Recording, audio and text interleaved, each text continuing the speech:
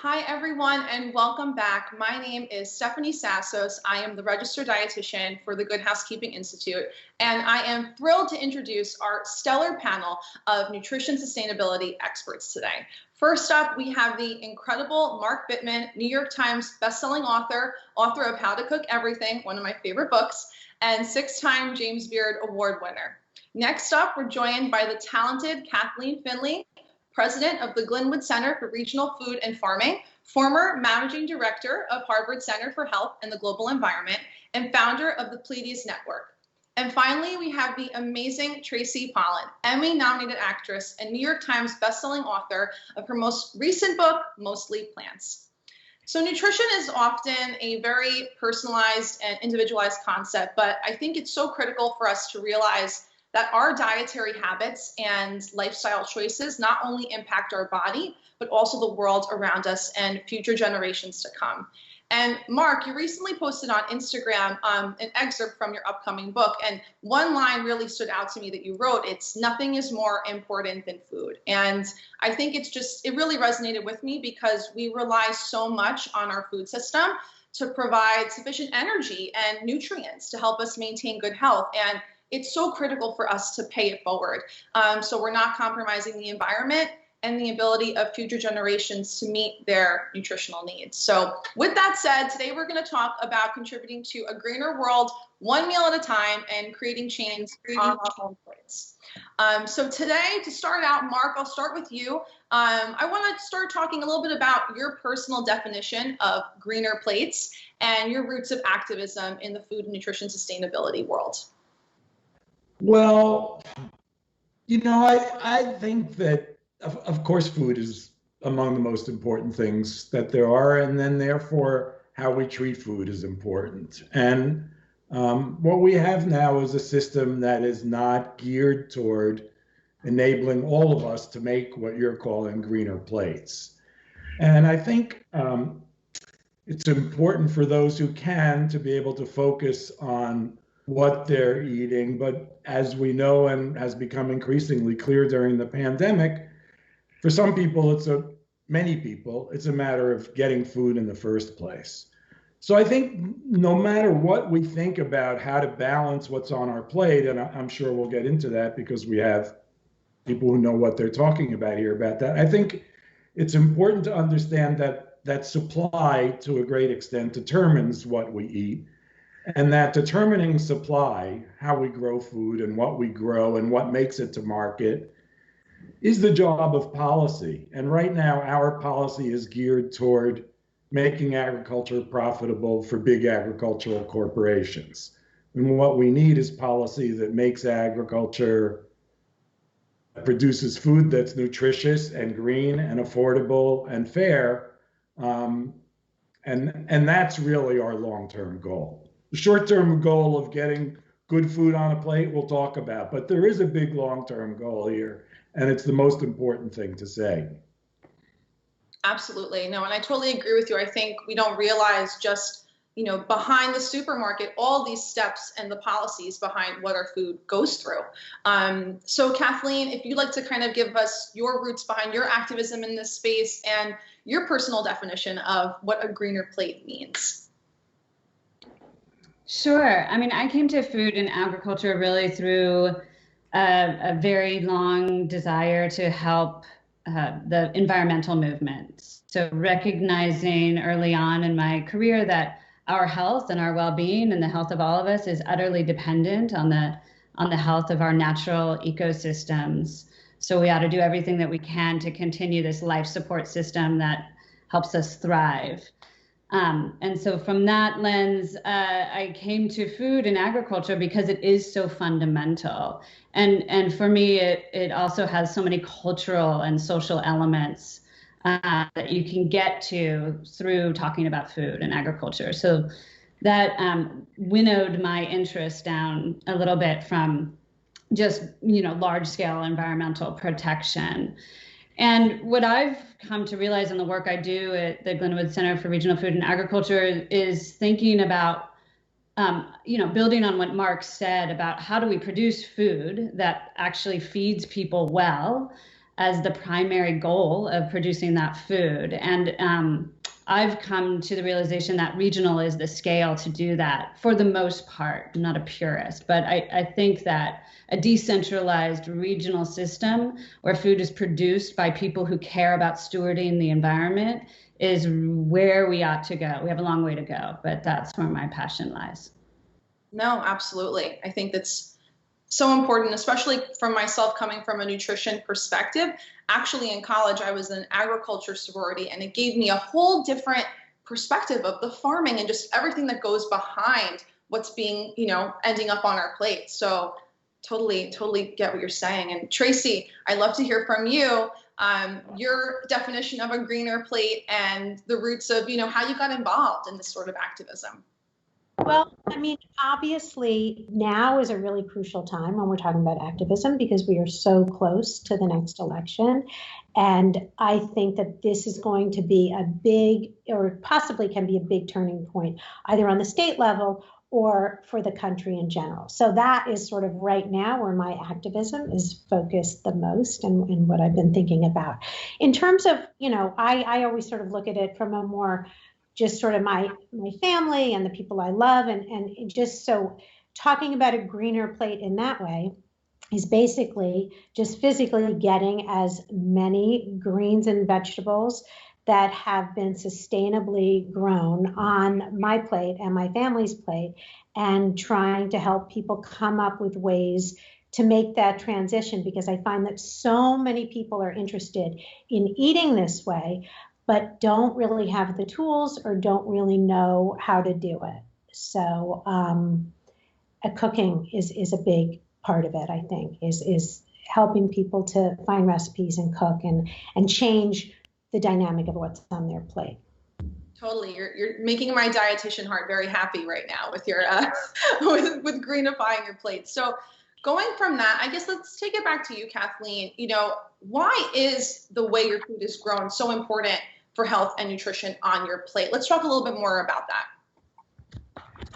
I mean, I'm not a dietitian, but in the decentralized regional system that I was describing, you're cutting down the transportation of how that food gets to your plate, which is one of the largest contributors to climate change. You're getting food when it's riper and then therefore more nutrient dense.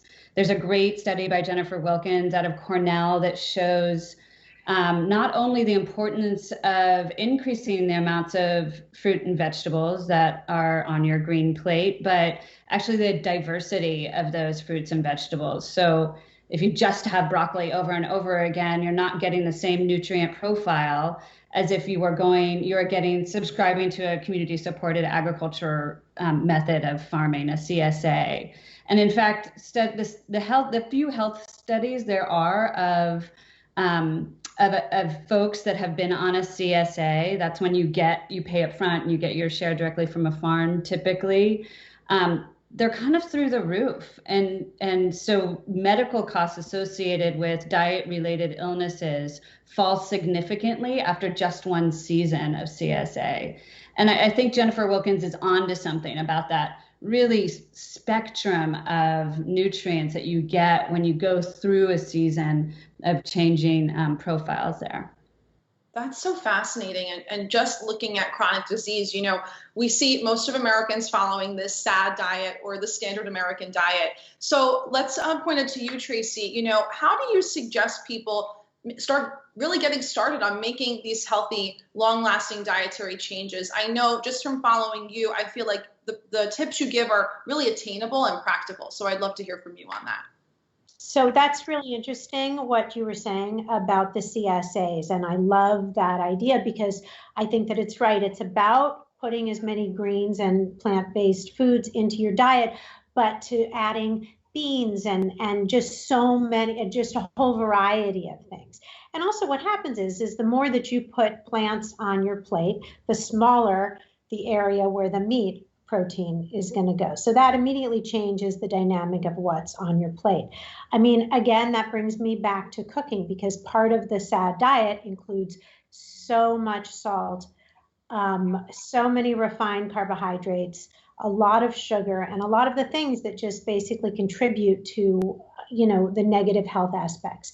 And so when you're cooking, there's no way you're going to take, a huge tablespoon of salt and throw it into your tomato sauce. It just it feels odd to do that. You just immediately have that control. So I say, the more you can start cooking for yourself, the easier it is to control what's going into your food.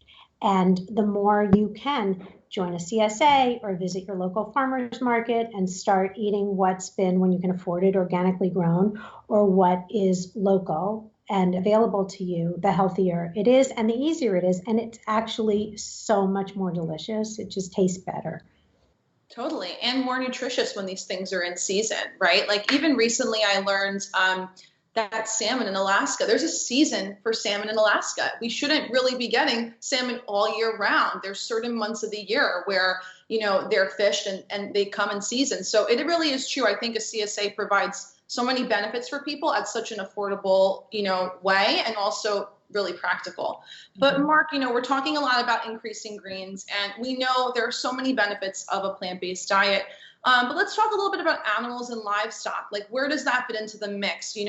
If we're eating meat, is it important to eat certain types of meat that's raised a particular way? What are your thoughts on that? I think to follow up on a couple of things that both Kathleen and Tracy have said, first of all, purity is not necessarily the goal here. A rational diet is the goal. And as they both said, the amount of vegetables, the kinds of vegetables you have on your plate is really what matters. If you choose to eat meat from time to time or as a small percentage of your diet, there's nothing wrong with that. If you can afford to eat regeneratively produced meat, even better. For most people, the recommendation is that in the long run, we should be eating about 10% as much meat as we're eating now. That is 90% less. So that means a lot more plants, which is great. It also means that we can afford to raise and to eat better meat than we're raising and eating now. So the industrially produced meat that comprises probably 98% of the meat out there is really the enemy of good agriculture. It's the enemy of good environment. It's the enemy of good eating. It's certainly the enemy of anything related to animal welfare and morality. So we really need to produce meat differently. And in order to do that, we do need to eat and to produce less meat. 100%. No, I think that's important. And you've been in this realm of food for such a long time. And I think you've written over 30 books. So, do you think that this green, lifestyle is a trend, or do you think it's something that's here to stay? What are your thoughts? If it's a trend and it's not here to stay, then we're facing catastrophe. It has to accelerate. It is the way of the future. And people are moving in that direction. But ultimately, there's going to be no choice. The current way of us that we're doing agriculture, the current way we raise animals are both unsustainable. So unsustainable means it can't last. So what's taking its place? Well, what has to take its place is a more plant-forward diet. And everybody who thinks about this and reads about this makes the same conclusion, except for those people who have a vested interest in perpetuating the status quo. I mean, everybody. So yeah, I love that you said plant forward. I think that's such a perfect way to describe it, because I think a lot of people can get very intimidated by going completely vegetarian or going completely vegan. And, there has to be sort of meeting people where they are and in an attainable way. So Tracy, I know you've done so much work with flexitarian. Talk to me a little bit about the benefits of that and what exactly is flexitarian. Maybe you can explain that for our audience today. So flexitarian or near vegetarian diet, or a mostly plant-based diet, means just that. And I think to what Mark is saying, you can also use the word sustainable in that your diet has to be sustainable for you. So for some people, it is sustainable to eat completely vegan. For others, they can be vegetarian. And for others, it just is either overwhelming or there's this sort of, it feels like a harshness in just saying from today forward, I will never eat meat again. And I think that's just not attainable for certain people. So that's what I think the beauty of a flexitarian diet is that you can do what works for you. So for some people, that means, you know what, meatless Mondays. I'm going to just start by not eating meat on Monday. That's just, and that alone, if everybody decided that they were going to stop eating meat one day a week, we would see huge differences. And then the other thing I would just have to add to that is that in studies done, they find that vegetarians are much healthier than meat eaters, but that flexitarians or near vegetarians are just as healthy as vegetarians. So you get most of the same health benefits, I'm sure you know from your work, as just really kind of limiting the amount of meat on your, in your diet. And then the last thing is some people just sort of take the meat because they don't want to give it up, and they just take it off of the starring roll on the plate and they move it to the side. And they can have 3 or 4 ounces of meat and the rest of it be sort of more plant focused. Totally, not making it the star of the show, right? Making it sort of this almost like condiment or, side dish, so to speak. But I want to talk a little bit about, your personal like dietary habits, and are you guys completely vegan? Are you flexitarian? So Tracy, do you follow flexitarian? Is that what you like live and breathe by? So I am pretty much flexitarian. I would say I'm vegetarian / pescatarian. I don't eat any meat and I don't eat any chicken. So I primarily am vegetarian, and I will have fish, maybe once or twice a week. And that's what just works best for me. Has that changed for you over the years? Were you ever really drastically different years ago? Yes, I would say I was vegetarian for the majority of my life. And very early on, I started as a young teen, I became vegetarian. I went through my first pregnancy completely vegetarian. And then I was pregnant with twins. And I don't know what happened to my body, but I just couldn't sustain the pregnancy without eating meat. And I just had this intense craving that I had never had before. And I had to reintroduce meat into my diet. I think I probably now, because that was a while ago, I could have adjusted. I could have had more iron from other sources, or I could have had more protein from other sources. But so I went through a small period of time where I began eating, and I really went from complete vegetarian to like salami sandwiches. It was crazy. So I understand how that happens and how it can be overwhelming for people. When you want something, you really want it. And that's, again, why I think the flexitarian diet or attitude is better, because you don't have to deprive yourself. If you want something, just the next day, you're like, you know what, today I'm going to go back and not eat meat today. But so, yeah, it's been fluid for me. And I think that that's sort of the way that it becomes more doable for me and for my family. Totally. It's a very adorable story, actually. How about you, Kathleen? Have your dietary habits changed over the years, I'm sure? And so sort of what are they like now? Do you follow any strict dietary rules? Yeah, I was raised on a steady junk food diet, punctuated by awesome dinners cooked by my mother on occasion. But she was a struggling single mom. We struggled financially, and the convenience of that processed junk food, it was what was available to her. So when I started my own adult life, I was enamored by adding fresh fruits and vegetables and lots of cooking. And I think I've been eating a sort of healthy, rounded diet my entire adulthood. And now I have the privilege of, I live at our center, which is on our farm. So I have outrageous access to fresh local food and pasture raised meat. So no real rules except for like no junk. Pretty much. And we eat real food all the time, no matter what. And we we cook a lot. So we don't eat out that much. I mean, and that's like the healthiest too. So, yeah. And Mark, what about you? Similar? Where did you begin? Same. It's the same. And I also grew up on a very traditional 50s and 60s American diet. I started cooking when I was in my 20s and have just been extremely omnivorous with decreasing amounts of meat as the years have gone by. And that's, Kathleen and I live together, so I get to eat Glenwood's awesome vegetables and meat also. So yeah, you're not going to stop eating meat while you're living at Glenwood, I don't think. Yeah, and you do an interesting thing where you go on what you call VB6, which I think is also an interesting tool that folks might, it's vegan before 6 at night and then kind of all bets off. And you'll do that for weeks on end just to like have a little rule. Rules are good, but they need to be rules that you believe in. I love that idea. I hadn't heard of that before. Vegan. I'll send you. I love that. Thank you. I think that's so, like those little small changes. Like when I used to meet with private clients, I used to say, try making at least one meal a day meatless, and all these different alternatives that there are.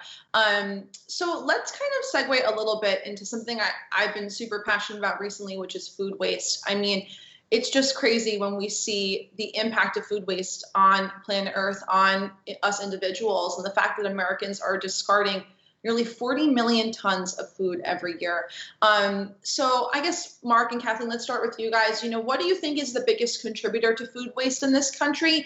And what are things that we can do to help minimize that? I mean, I sound like a broken record, but if you eat a whole food diet that's regionally sourced, you're going to probably cut down a lot of the waste that's produced in the conventional food stream. I mean, there's waste at every point along that chain for those the sort of any kind of processed food or then institutional food where there's lots of waste happening.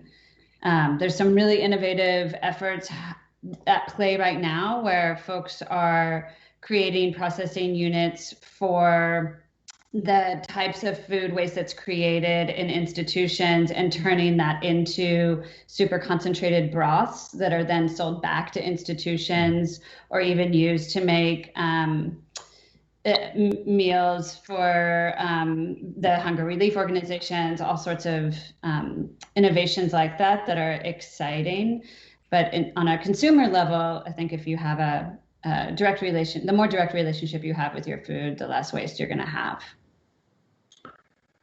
If I could take a little bit of a radical and maybe more bird's eye view of this, I don't mean to minimize the impact of food waste, and we all have a role to play in that. And what Kathleen said is absolutely correct.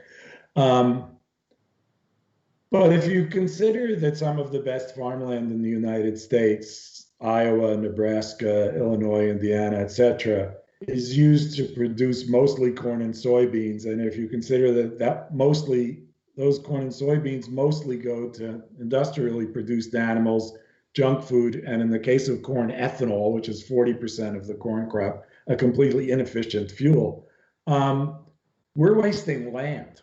We're wasting valuable farmland, not growing the kind of food we're talking about that would make the kind of green plates that you want to emphasize easier for people to produce, to eat. So food waste starts with what we choose to grow and how we choose to use our best farmland. And by choosing to use our best farmland in let's say, unsustainable, inefficient, unhealthy manner, that's where food waste is really, really beginning. Yeah, I think that's so insightful, just taking it back to the root of the issue, right? And where things are coming from and why this is a problem in the first place, And Tracy, I'd love to hear from you on the food waste issue, if there's any insights that you might have. Well, I think that a lot of food waste comes from the poor management of our refrigerators. I think that when you're eating out a lot, you just basically lose track of what's in there. And when you're cooking, you are you're cooking food, and then whatever's left over can sort of segue into the next day's lunch or dinner. And then another big thing, just on a personal level, like for me, I sort of take it as what you can do at home. Soup. That's an amazing way to use up everything that's in your refrigerator. You make soup, you make stock, and then whatever's left over goes right into the compost. So I think that the more, again, I sound like a broken record as well, the more that we're cooking, the more that we can manage our own personal food waste, which then sort of collectively helps the greater good. Absolutely. I think, like, sometimes in our family we play Chopped, which, is some crazy, leftover ingredients in the refrigerator. Let's get creative for dinner tonight, but using what you have, I think, is so important. And going back to the CSAs, including maybe some of this ugly produce in there, right? That, might necessarily go to waste normally, trying to incorporate that. So let's just get a quick final thoughts from you guys, and sort of what are your hopes for people to get out of this today in terms of nutrition and sustainability? Let's start with you, Tracy. Well, I hope that people understand that, it can seem like a very overwhelming problem and hard to see how you personally can have an effect. And that's why I keep coming back to what you can do yourself. I mean, what you can do in terms of where you're, as my brother famously said, you can vote with your fork. And so what you buy is going to eventually affect how food is grown, how food is sold. And so how important it is to join your local CSA, to find, there are more and more farmers markets popping up all over the place. The more you try to, or if you can, grow your own food, try to get food sourced as sustainably as possible. Then into, that segues into try cooking for yourself, trying to kind of educate your kids and help them understand how they can also make a difference. And then just the things that we do in terms of, small things, bringing your market bag to the store with you, try to cut down on waste in as many ways as possible. I think the idea is that just what we do personally adds up, and collectively we can all contribute to reducing our carbon footprint. Yeah, I love that. How about you, Kathleen? Yeah, I mean, I think Tracy nailed it. I would add that, hooking into your regional food system is sort of number one, however you can do that wherever you live. And there are plenty of resources to figure out how to do that. And then being mindful that in order to do that, it is a place of privilege. And for those of us increasingly struggling economically because of the pandemic and other things, a lot of the regional food system providers are finding innovative ways to get local fresh fruits and vegetables into those hunger relief organizations. So either, whoever you are, finding access to those fruits and vegetables, whether you can afford it or not right now, is the resources are out there to help you find them. Great. And Mark?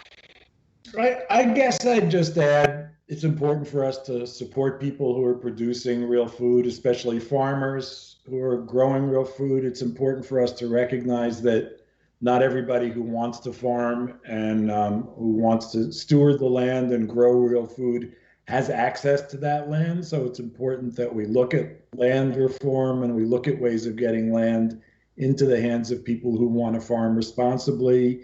And that ultimately this is a political issue, and we need to find, encourage, and support office holders who will work for these things. Thank you. Absolutely. Well, thank you guys so much. This has been such a pleasure and so insightful just to get all your different perspectives. And we hope you all enjoyed this and have an amazing rest of the day for our Grace the Green Bar Summit.